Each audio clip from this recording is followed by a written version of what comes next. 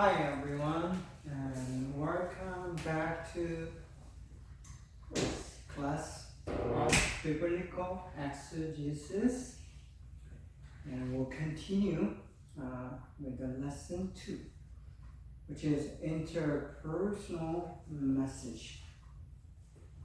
And in this particular lesson, we are trying to determine, to understand the nature of our message.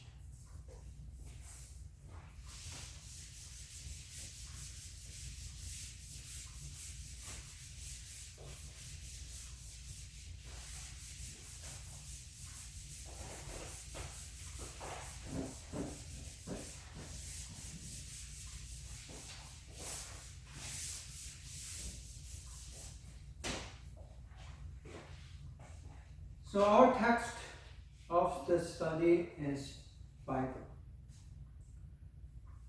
And some of the writings, the documents, can be very personal. For example, if you are writing a letter, a love letter to someone you love, a boyfriend or girlfriend, it becomes very personal.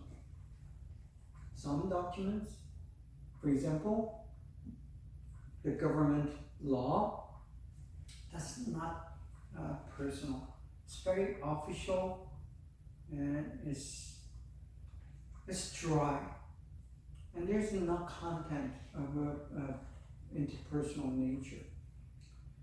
Interpersonal message is personal, and it's between two or more personal beings. So they are communicating. So we will begin with the understanding about the communication. So when we talk about interpersonal communication, the communication becomes the first very subject and topic of discussion. So what is communication? The Bible is communication, and what is communication?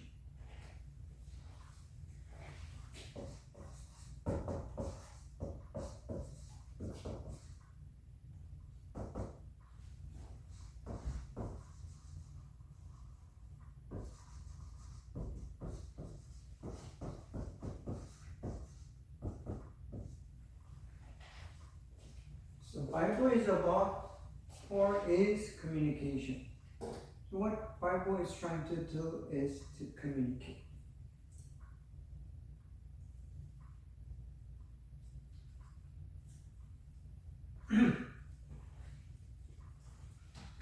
So we see the Bible is a communication medium. It carries a message, and it's a tool to communicate. So there are many tools for communication. Your phone, everyone these days use this, and this is a good media tool. So you use this to communicate. And there's television, there's a social network, and there is like a TikTok. And these are all so-called medium. And these medium are invented or developed to communicate, which means basically human being, if you're a person, you need to communicate. And the truth of the matter is, even the animals, they do communicate. And even plants, some plants do communicate. There are some evidences that plants between the same species or even with different species, there are evidence that they do communicate, even though it's a very minimum and primitive level, there's still communication. But if you see the dogs or cats, they do communicate among themselves and they try to communicate with the human beings, right? So communication is there, is in our lives. And the tools to communicate is very important. And the Bible is a communication media or medium between God and His people. And God speaks and people listen. So that's basically what it is. Bible, God speaks, and we have Bible, so we read them and we listen to God. So this is a very basic in biblical exegesis. And if you do not understand this mechanic or this paradigm, and then the biblical exegesis, it does not happen. So you have to remember that Bible is a communication between God and His people. When we try to understand the communication, there are several questions that we need to address as a student, as a science. Who are communicating, and why do we communicate, and how do we communicate, and what are some types of communications? There are several other, probably some other questions, but these are the basic and fundamental questions that we need to address to understand the communications. Because without understanding communication, you are not going to be able to understand the biblical exegesis. Because biblical exegesis basically has to do with the interpretation of this communication that had happened between God and His people. So we'll try to address this topic of communication first before we go into the interpersonal nature of the communication. First, definition of communication. This is probably taken from the Oxford Dictionary.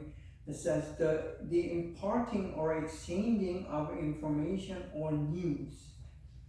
So basically it deals with the information or news. And you impart. Imparting means giving away or giving to. Or exchanging. Not only giving but receiving. So exchanging has to do with the giving and receiving. Or delivering and having the feedback. So that's exchange. This basically tells what the communication is. It takes the information or news, and whether either you're going to give it away and done, or you give and you get the feedback, and probably you're going to respond again. So that's definition of communication. Or the second definition says means of sending or receiving information, such as telephone line or computers. So it includes the tools. Communication even defined as the tools itself. So the media.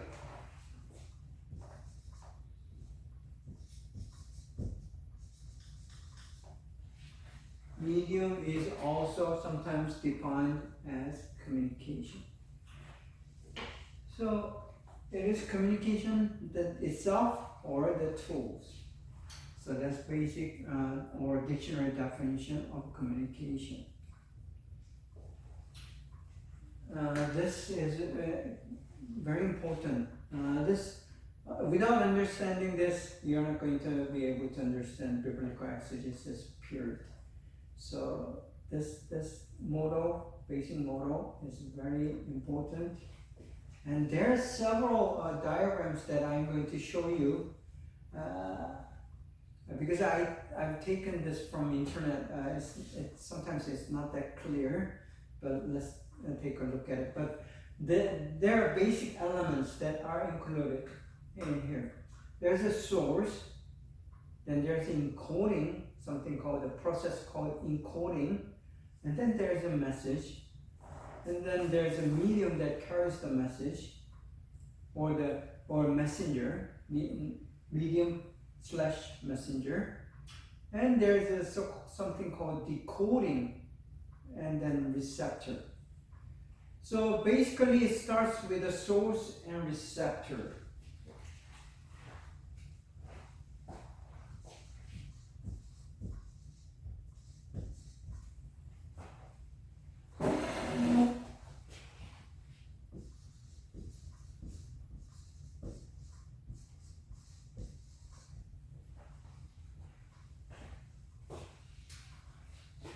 So in between, there's a matter of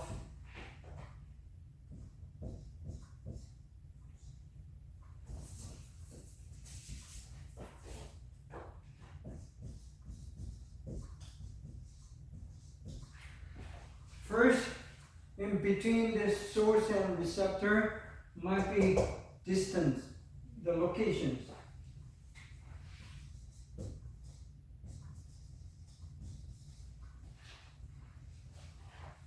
Some may live in Los Angeles, while the receptor is in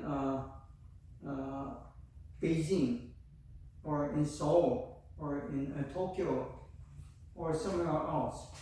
So there is distance between two receptors. It might be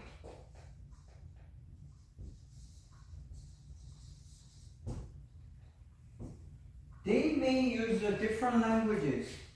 One speaks Korean, one speaks Chinese, and you need to something in between to fill that gap. And it could be time distance or gap.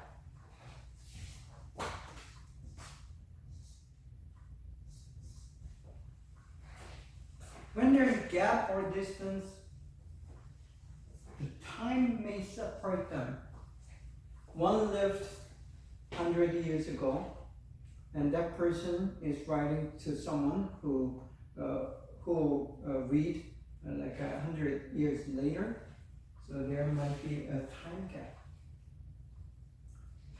So these are some of the gaps that we are trying to fill. And the communication is the means or the ways or the process of trying to fill this gap to deliver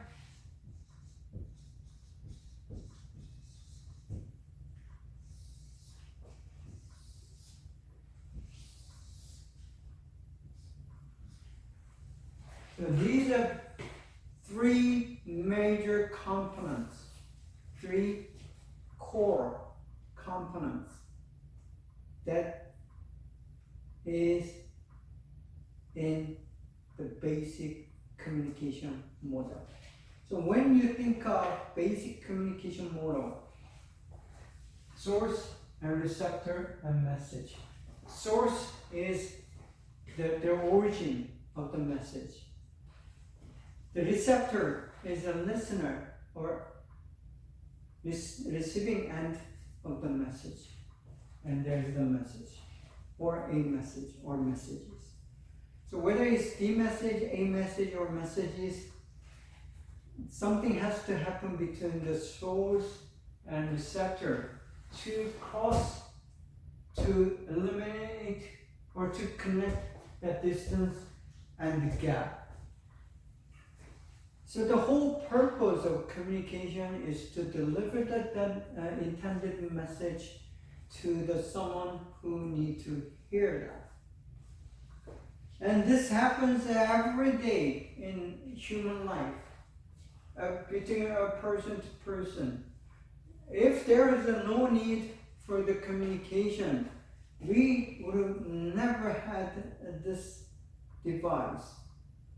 This all has to do with the communication. You want to know, you want to hear, you want to listen, and you want to view and see. So, this is why we need this device. This is why we need this device, so-called the television. This computer, it also has to do with the communication.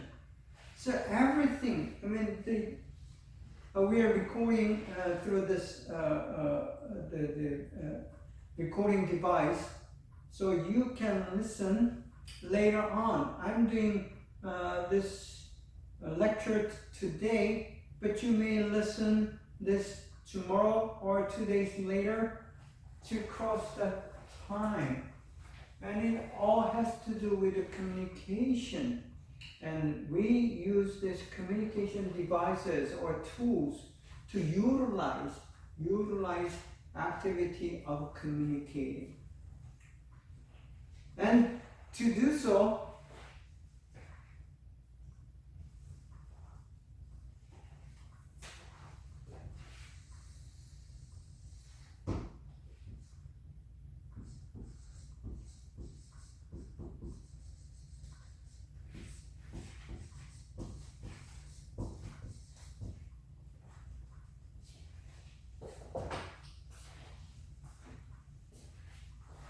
we need something to carry, to contain that message. Because, from source to receptor, it just doesn't happen. You have to have tools or means to carry the message to the receptor. And it's called media when it's many, or medium for singular. And it could be a person. When it is a person, we say some.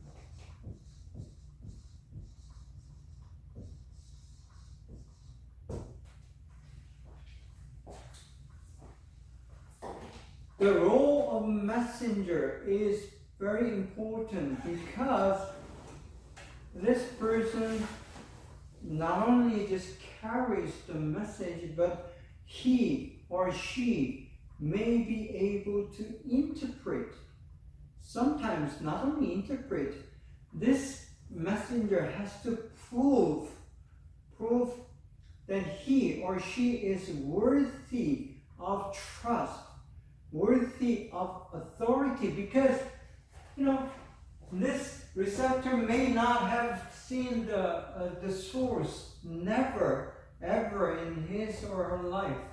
So how does the receptor knows this messenger is genuine? The messenger is a true, real one, is a good one. You don't know. Because, but the messenger needs to prove himself or herself to be worthy of trust. This becomes the key issue in the Bible because Jesus Christ of Nazareth, this young guy out of nowhere, he just worked as a carpenter, worker of the stones.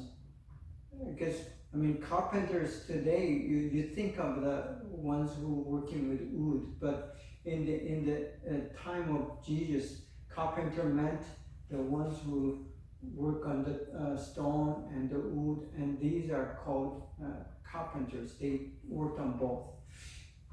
Anyway, so this carpenter from so-called the Nazareth, it's not a good neighborhood, and he needs to prove himself to be worthy of as the messenger of God, not just the prophet, but as the Messiah. So that's the whole issue that we are trying to deal with. Anyway, we come back to this model. So when the source is trying to convey his or her message into the medium or into messenger, there has to be a way. So this process is called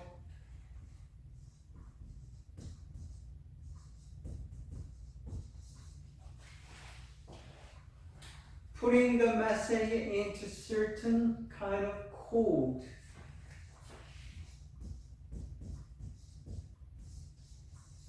Code is medium.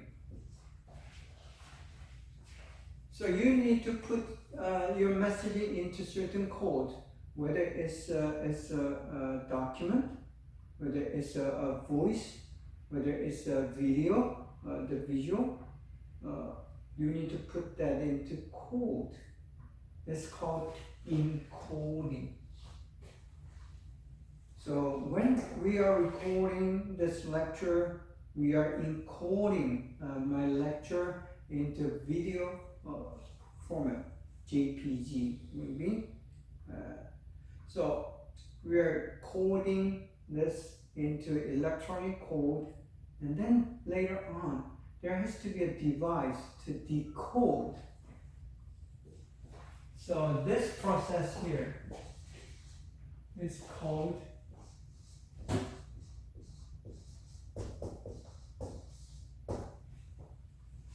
decoding. So later on, you're gonna play this lecture on your computer or your smartphone, and that process of reading it into or seeing the video or listening to the lecture is called decoding. So I explained these modal: source, message, and the receptor, and then there's something called the medium or messenger, and then you need encoding and decoding. So this picture here shows the basic. There's a sender or the source. Sender and the source are the same thing. And there's a receiver or receptor. Receiver or receptor is the same thing. And there's a encoding and decoding and the message or a message. So that shows the process of the communication. That's the one way. Another picture, this is a little different. On this model, we have something called the noise, and also something called feedback. That's some extra. But basically, there's a sender and there's a receiver, and they're encoding the message, decoding the message, and then something called the transmission. This is for modern media communication model. So when you're doing the modern media, there's something called the transmission. Not only the encoding and decoding, you need a way of sending, which is, another word, it's a medium here. So medium and the transmission is pretty much the same thing. But the noise and the feedback, that's something different. So what are the noise and what's the feedback? We'll talk about it later on. But the noise is basically what is trying to, not trying to, but that's something hinders or distort the message. It could be the time, it could be the culture, it could be your context. These can play as noise. And good example of, simple, easy example of noise. You're trying to talk to your friend on the phone, and there's a loud,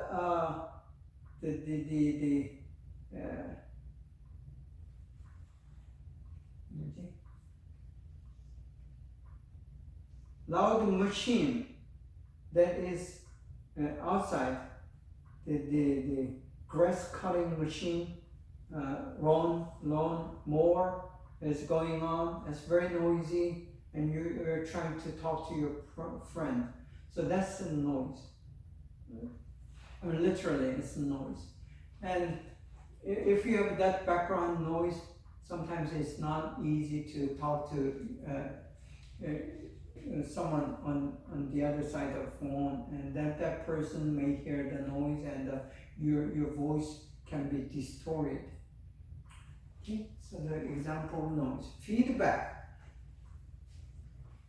Okay, you text someone, and that someone produce his or her message and respond to you. That's feedback. So feedback is another word, it's response from the receiver. So when these things going on mutually, and that's a two-way communication. Usually today's communication are two ways. But the television, for example, is one way. You hear the news, you're not able to respond to the news, and you just listen to it. So that's one-way communication. So there are two-way communication and one-way communication. But when the feedback occurs, when there are feedbacks, it's gonna be two-way communication. Okay, this is another model. It's a little different, but pretty much basically the same. There's a sender, the source, and the receiver, the receptor, and the encoding and decoding, the message, and noise and feedback. Okay? So try to remember this model. I mean, that's key to biblical exegesis. Without understanding this communication model, you don't understand biblical exegesis at all. Interferences. So there are noise, distortion, aging and time gap, and babble and language. These are the hindrance or interference against doing biblical exegesis. Example, the noise I already explained. Distortion.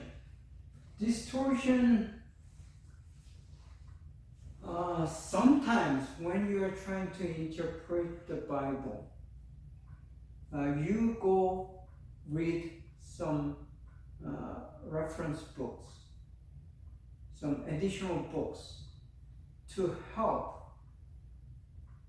your understanding of the Bible or your interpretation of the Bible. Many times these books are helpful, they are good. But sometimes these books they are not good. They do not help you. So that becomes distortion. A good example of distortion might be your presumption, your assumption. You may presume that the Bible is not really true. Or you have presumption that there is no God. And even if there is God, that God has nothing to do with my life.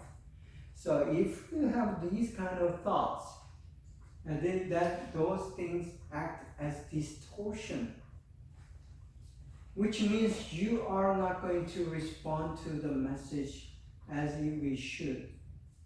So the best thing to be as a good student of biblical exegesis, you need to just put away these presumptions or your assumptions and just be pure.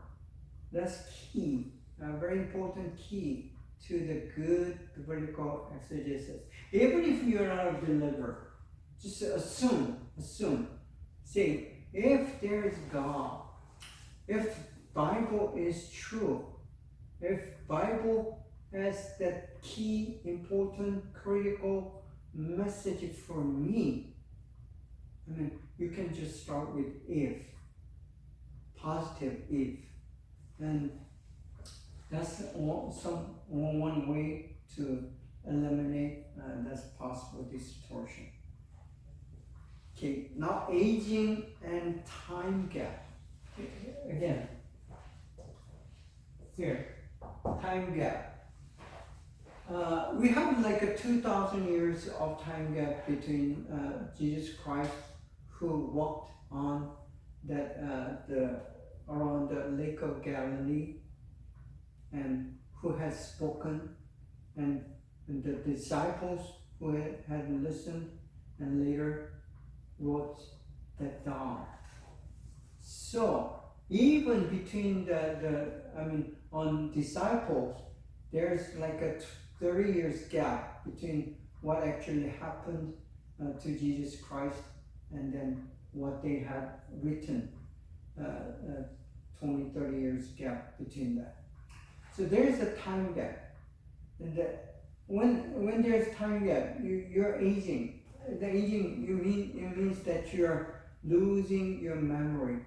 Your memory is not that fresh. So there are certain gaps.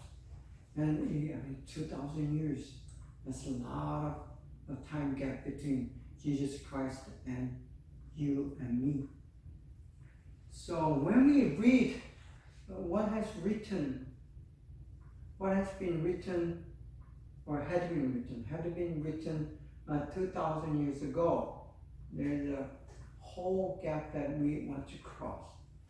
So that's a big hindrance between the source and receptor. The communication is interfered by the time. And again, the next one, Babel and language. Because of the Babel, the incident that happened in the Old Testament, they built a Babel tower, and they had one language, but because of that incident, God has divided the languages. We will live there 6,800 plus languages on earth today, which they are not able to communicate to one another freely. Though some European languages similar, some Asian languages are similar, but they still have very difficulty in understanding each other. So there are language interference. Because you use one language and I use another language, and we need to something that need to help translate that gap. Bias is literally the interference that we looked at.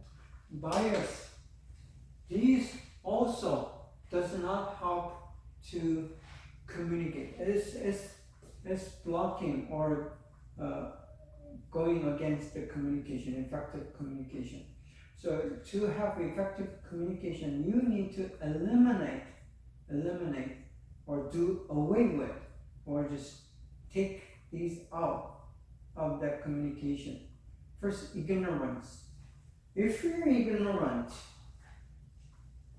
if you don't know there's some basic things, then there's a very difficult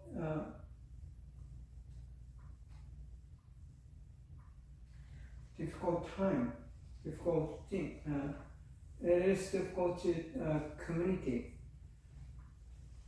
And the presumptions. People have some presumptions on many things.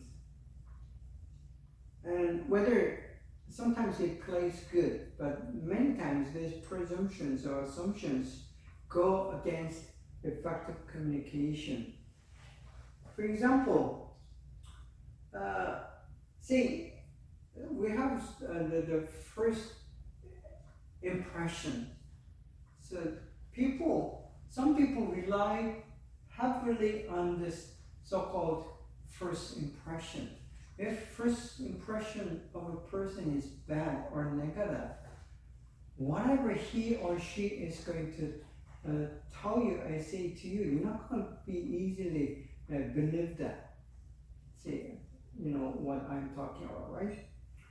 So that's a good example of a bias. Or if you heard a lot of this about this person, whether it's a friend, from your friend or your parents or your colleague, if you hear about the person before you meet that person, then it's going to play a bias against or toward. So that also hinders a good, fair communication. A communication not only has to be good, but it has to be fair. So we like to have a fair, good, neutral, objective communication between God and yourself. And the biblical exegesis is basically the communication between you and God. And it has to be fair. We want to take all the bias out. And that means if you are a Christian, if you have been Christian for many years, that may affect as a kind of bias. You've been hearing sermon from probably one pastor or two pastors for many years that also play as your presumptions. So that may go against good biblical exegesis. So forget about you have learned so far as a believer, and try to just be neutral, which is difficult, but try to be neutral and try to be without bias.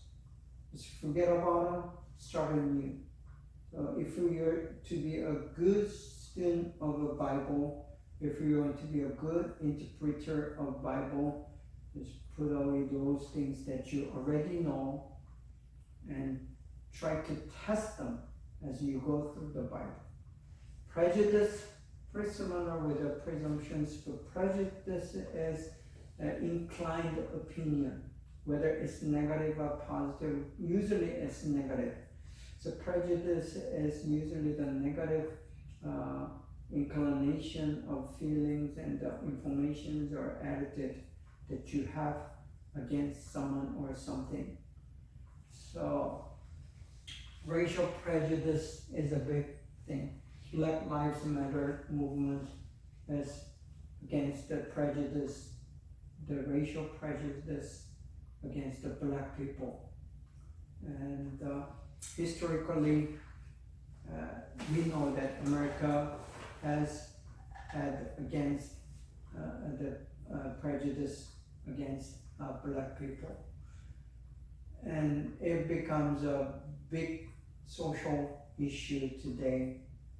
And even this prejudice came into Bible. There's some racial bias in interpretation of Bible, as some white pastors, some even other pastors of other races does have this racial prejudice reading into the interpretation of Bible.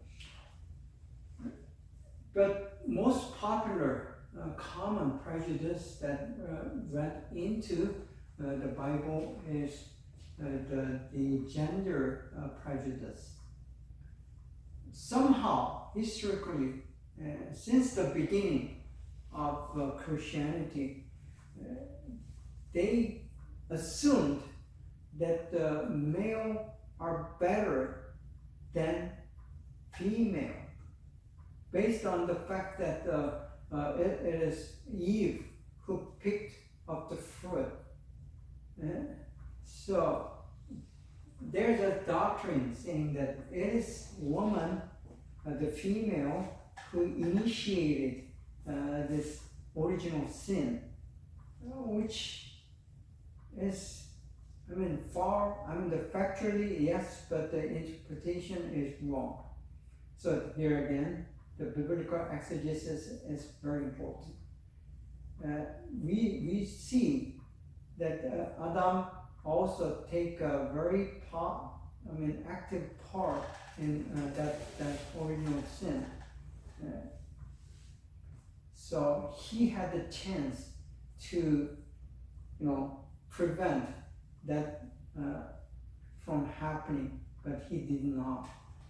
So this gender prejudice it happens in every interpretation of Bible. So you have to be really careful about this gender prejudice in doing biblical exegesis. Okay. And again, the next thing, the volume of voice, volume of media, the weight and the heaviness of the media also plays as a bias. And I don't know about other cultures, but in Korean society, someone who has a bigger, louder voice wins the argument. That's not really a rational thing, but culturally it is true. Someone with a louder voice or many more voice. If you have a more voice, people believe it to be better and true, which is not. In democratic society, minority does count as much valuable as the majority. Even though you make a decision based on the majority rule, that does not mean the voice of a minority does not matter. At least in America, ideally speaking, the society is trying to protect the ones who are without voice or who has less voice than others. Who are minorities, they are to be respected and to be protected. But bias as one with less voice or without voice is discriminated. So prejudice and discrimination is also related to the volume of the voice. Many are stronger, louder is stronger, which we need to avoid.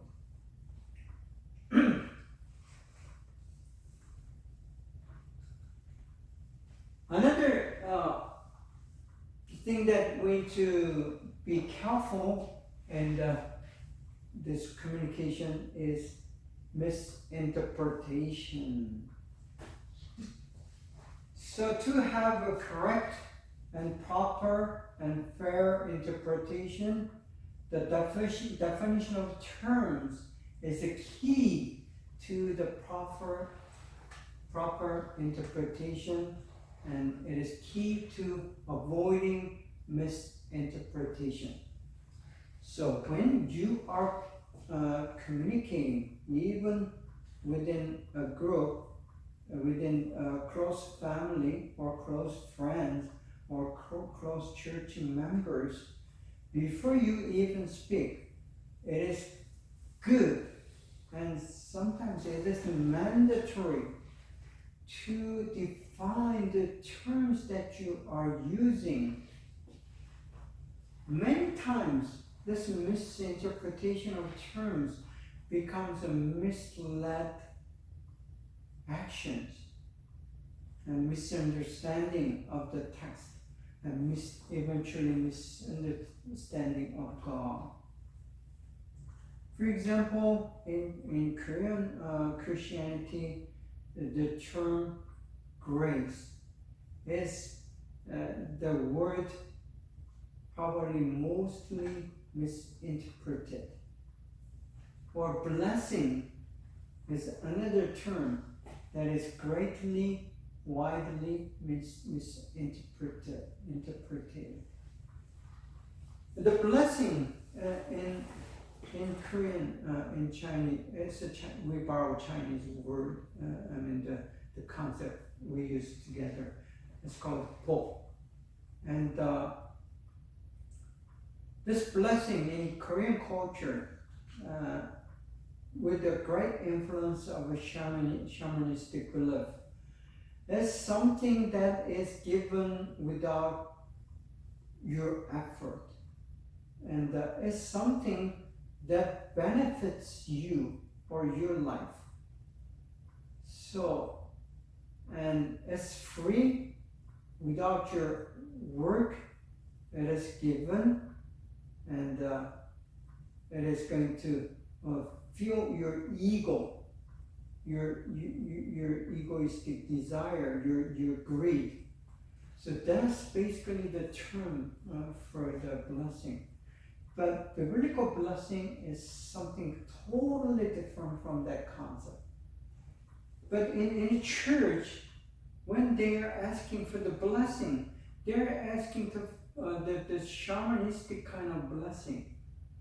And so, that then leads to a great misinterpretation of the biblical text, which leads to the misunderstanding of God. So their God is just like a shaman gods, the ancestor gods, and it's not biblical God. So this is a good example of the misinterpretation due to misdefinition of terms. If you if you have incorrect definition of terms, then it greatly going to influence your interpretation of Bible. Ambiguity. That's another thing that leads to misinterpretation. There are some words, actually many words that are used in the Bible has two or more meanings. Even though it's the same word, it could be used in very different ways. One good example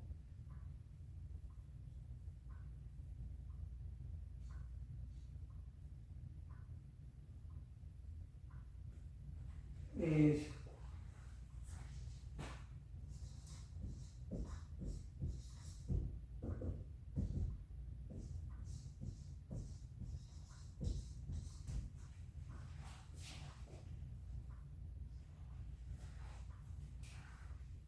world.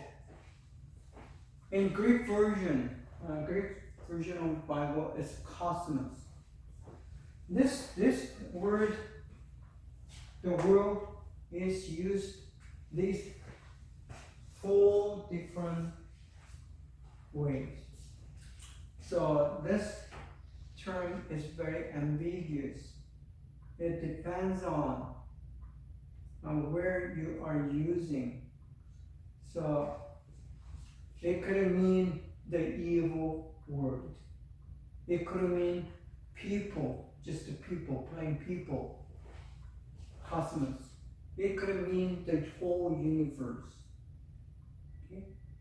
It could mean the creation. So 4 or more different meanings depending on the context of its use.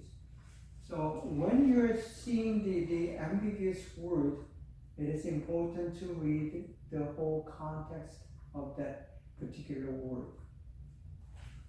Discrepancy. Discrepancy means the different, and it's going to be this. It's talking about the same thing, but with a different nuance, different perspective, different interpretation. So there is a matter of discrepancy. It says A in this Bible, but it says B in another book of Bible. So which is right? And usually it's not a matter of right or wrong. It's a different perspective. So when you see this discrepancy or differences in the text or the recordings, then we have to be careful in interpreting these texts. Okay. Another thing is a personal experience. Personal experience may act as not only the misinterpretation, but it becomes a bias. So this is another kind of bias that is going to result in misinterpretation. Your own experience is or may limited to you only. You don't want to generalize your personal experience. So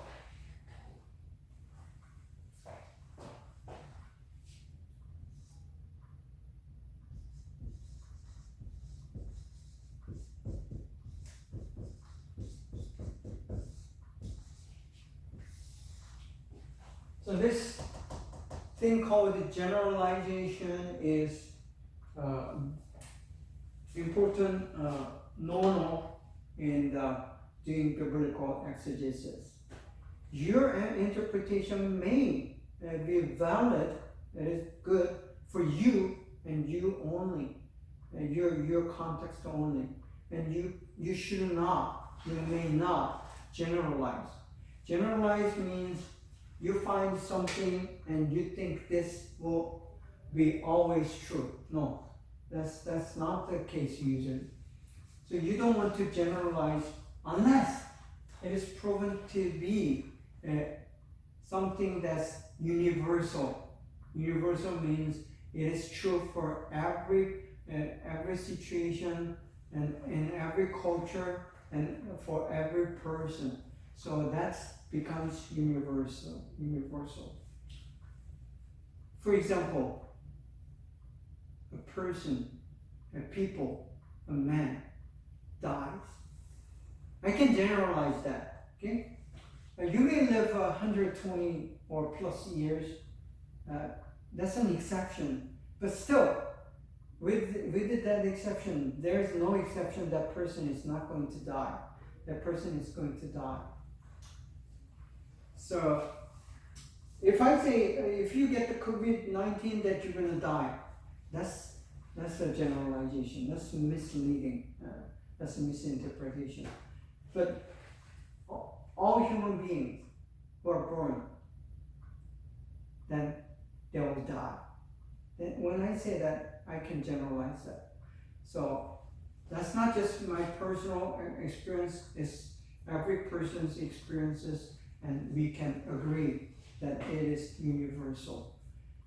But many of your interpretation, your understanding has to be limited to your own understanding. You cannot generalize. So some of the personal experiences, you can interpret it in a certain way, but you should not generalize that to be applied to everyone. And unfortunately, in the Christian church, this overgeneralization of your personal interpretation or personal experiences causes many trouble. Okay? Then again, if there's a personal intention, personal motive, you may cause you to have that tunnel vision. You don't see anything else that is against your intention, and you are just picking and choosing certain passages, certain words that you like, that kind of helps to build up your intention, your desire, your motive. Then you come up with a misinterpretation. That happens quite often in studying the Bible. So if you're a leader in a Christian group, if you're a teacher who who's teaching this Bible to the younger Christians, you have to warn them about this personal intention. Those who, for example, if you're a guy and who has a heart for this girl in your church, and then you want God's will about this girl that you like, and most likely you're going to hear this positive message from God, confirmation and affirmation from God as you read the Bible. So, you read the Bible and praying that God, please lead me please let me know your will, your thoughts about this girl, and most likely 90% you're going to read the positive messages only. So that's kind of a misinterpretation. Now, next topic will be text and context in the communication. This text and context thing is quite another key element in doing biblical exegesis. If you do not understand the concept of text and context correctly, then it is difficult to have a proper biblical exegesis. So when you're trying to define what is biblical exegesis before you go into how do we do the biblical exegesis, this text and context concept is very critical. And so let's continue with this topic. Text. Okay.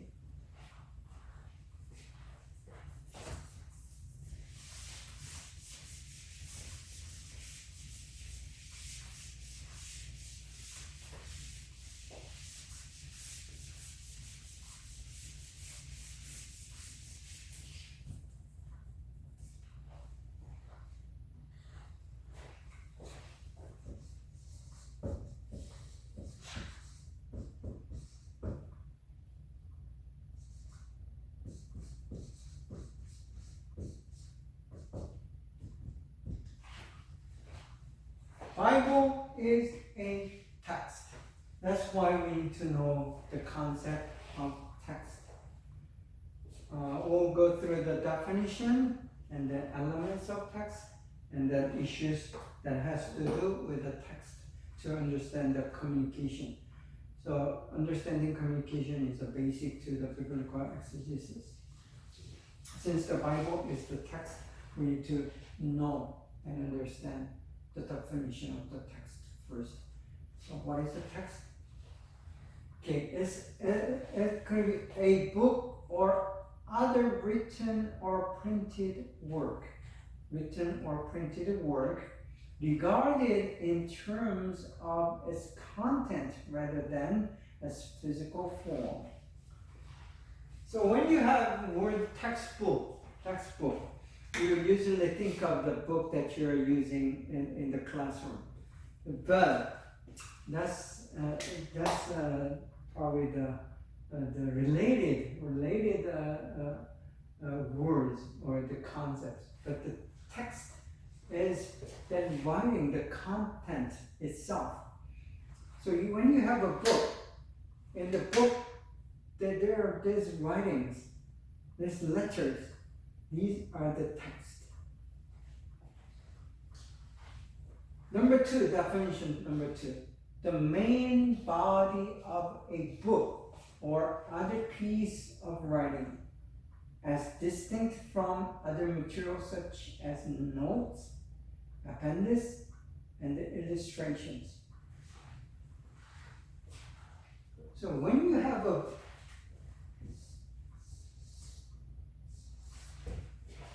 page of a book,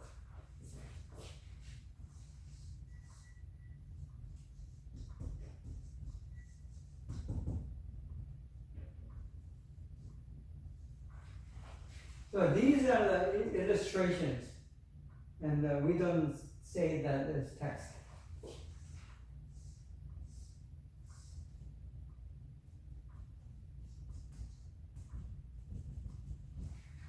At the bottom of a book, you may find some notes or footnotes.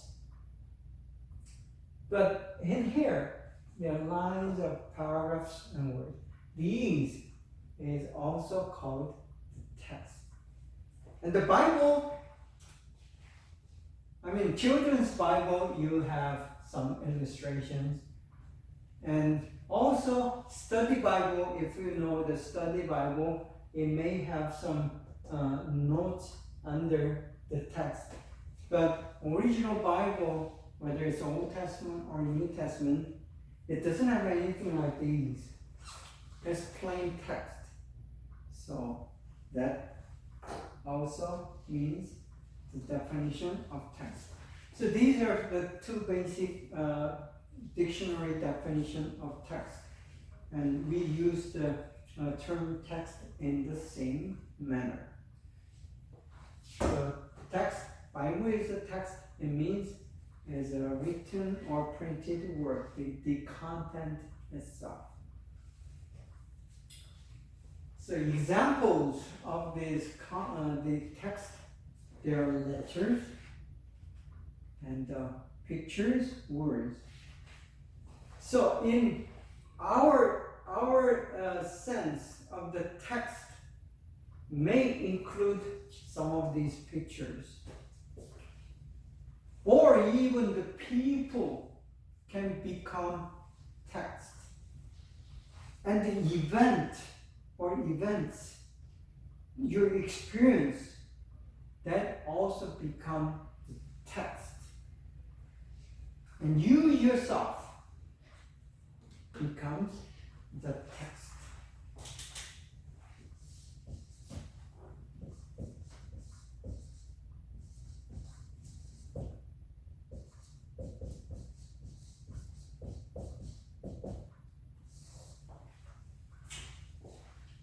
You need to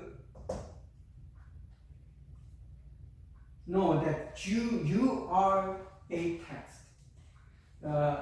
You'll understand this later, but while Bible is the text, and here's the Bible, then 2,000 years later, you are here, and you become a text in some sense. And then your problems, your issues also may be considered as the text. Okay?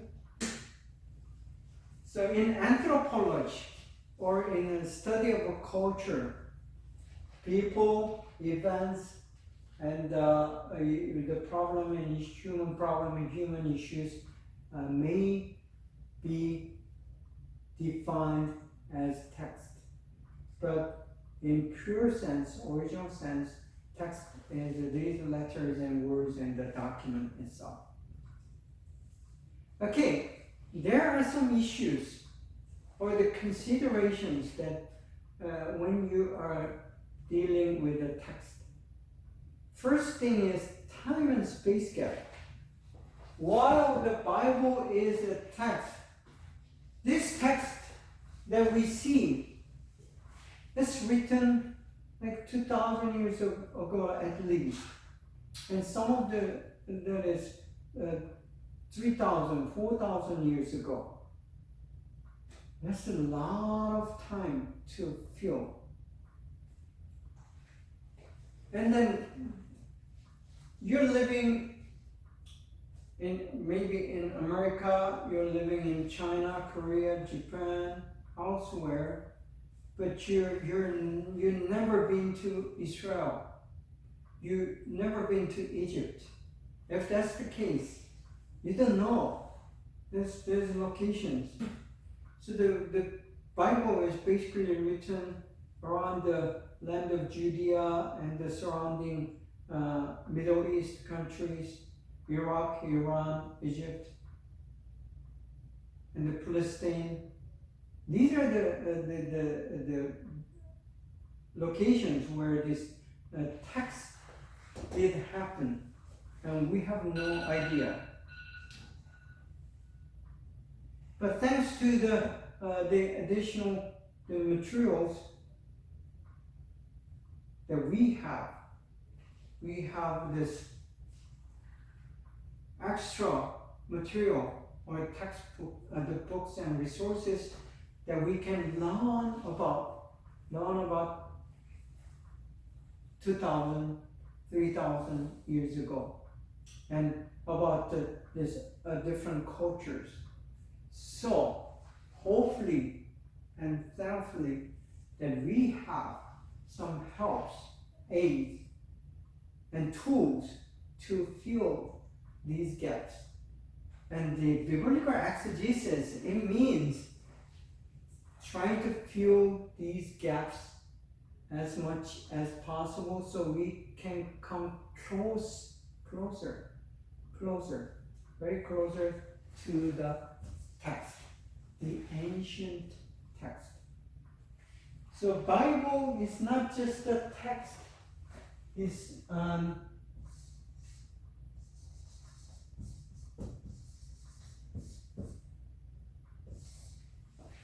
ancient, old text. So you have to remember, you're dealing with document, years old document when you're doing biblical exegesis.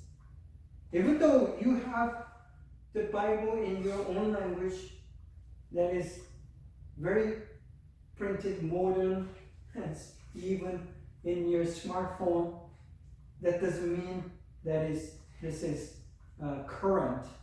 Your Bible is very ancient.